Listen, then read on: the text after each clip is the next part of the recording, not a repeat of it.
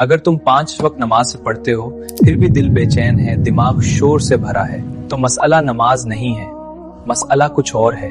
और आज हम वही बात करेंगे जिसे अक्सर लोग इग्नोर कर देते हैं। हमने इस्लाम को सिर्फ रिचुअल्स बना लिया है, हालांकि इस्लाम आया था दिल को आजाद करने के लिए।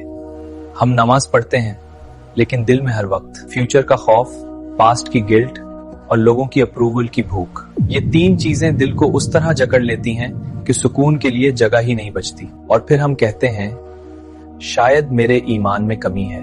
नहीं, ये पूरी सच्चाई नहीं है। ओवर थिंकिंग हमेशा गुनाह की वजह से नहीं होती, कभी कभी ये कंट्रोल की बीमारी होती है। तुम हर चीज अपने हाथ में रखना चाहते हो, रिजल्ट, लोगों की राय, कल क्या होगा। हालांकि इस्लाम तुम्हें ये सिखाता है जो तुम्हारे इख्तियार में नहीं, उस पर दिमाग जाया करना इबादत नहीं है।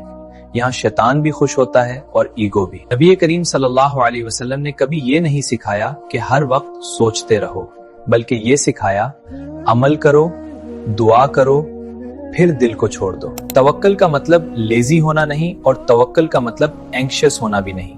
ये दरमियान की हालत है जहाँ दिल कहता है मैंने कोशिश कर ली, अब नतीजा अल्लाह के हाथ में है। अगर तुम वाकई सुकून चाहते हो तो ये 3 चीजें बदलनी होंगी। पहली, नीयत की सफाई।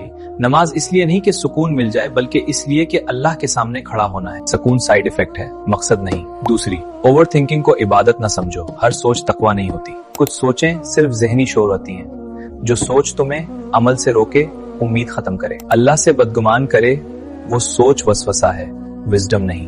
तीसरी, खामोश ट्रस्ट। हर बात जबान से कहना जरूरी नहीं। कुछ दुआएं सिर्फ दिल के एतमाद से कबूल होती हैं। सुकून इस दिन आएगा जब तुम ये मान लोगे कि मैं अब्द हूँ, कंट्रोलर नहीं। नमाज का काम अल्लाह को बदलना नहीं, नमाज का काम तुम्हें बदलना है। अगर ये बात तुम्हारे दिल में लगी है तो खामोशी से इसे प्रैक्टिस करो, और अगर ये किसी और के काम आ सकती है तो शेयर कर दो।